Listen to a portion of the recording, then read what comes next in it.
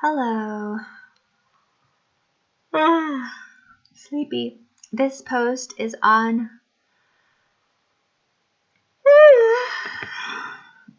This one is on sleeping soundly. Research with MRI machines has shown that when we sleep, cerebral spinal fluid washes over our brains and cleans away debris that builds up during the day. It is believed that when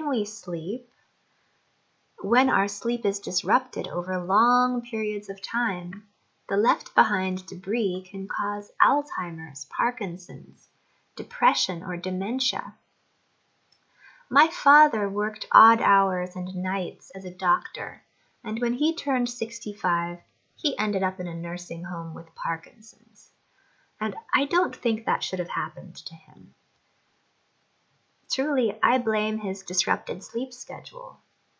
Similarly, I worked odd hours and nights for several years, and when I look back at that time, I have almost no memories of it because my brain was just working in a really odd way because of the sleep schedule.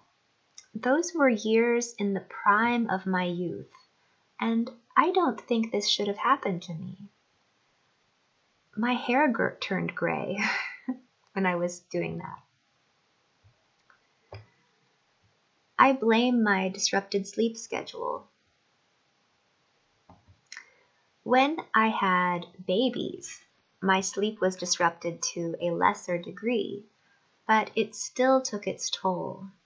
It does not surprise me to learn that women may be more sensitive to the effect of lost sleep than men. Consider the study that showed that women who do rotating night shift work have a dramatically increased risk of breast cancer.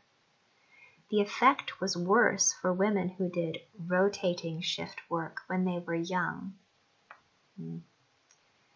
My personal experience with rotating shift work is that it turned my hair gray in my 20s, and that it drove a certain subset of people insane. I mean, literally insane. My coworkers, one of them just started saying weird stuff, and I know that a lot of people would just eventually quit the job because they could feel that they were going insane. Some tolerated it better than others, but it was clear that it was not good for their health. This is why I strongly believe that if an industry creates jobs that prevent workers from sleeping at night, we need to reevaluate this industry and find out if it can be reconfigured to eliminate those jobs. In short, I don't think that the bottom line takes into account the social consequences of lost sleep. There is a snowball effect when more and more industries require nighttime work. Then you need other industries to support them.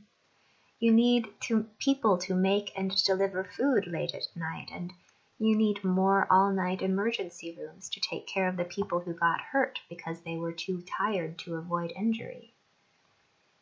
After all, Chernobyl was caused by a night shift crew that was not thinking clearly. I am talking about this right now because it is common practice for scientific workers to run experiments overnight in order to get longer, quieter data sets, and this usually involves making students babysit experimental equipment in the wee hours of the morning. A useful byproduct of nighttime work is that this form of torture is highly motivating. After enough night shifts, a person will do anything to get promoted or to get another job. These are often graduate students, these night shift workers, and they are not unionized or hourly workers. So managers have no incentive to care about the damage this does to a young person's health. To make matters worse, the people who take such jobs are rarely educated about the health consequences of them. If we really cared about creating a kinder world, we would work harder to eliminate nighttime jobs. We would also eliminate rotating shifts, such that the people who work at night are used to that schedule, so that they've created for themselves an artificial day schedule. While young people are robust and they seem able to recover from poor treatment in their work environment, I don't think this is a good excuse, and I don't think that the young people who take these sorts of jobs are fully aware of the damage that rotating shifts do to them, both mentally and physically. I also think that we need to take a close look at the extent to which homelessness is influenced by sleep.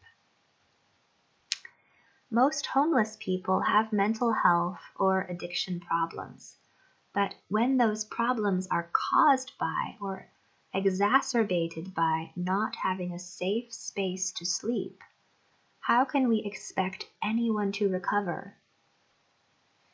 I think everyone should have a safe space to sleep at night.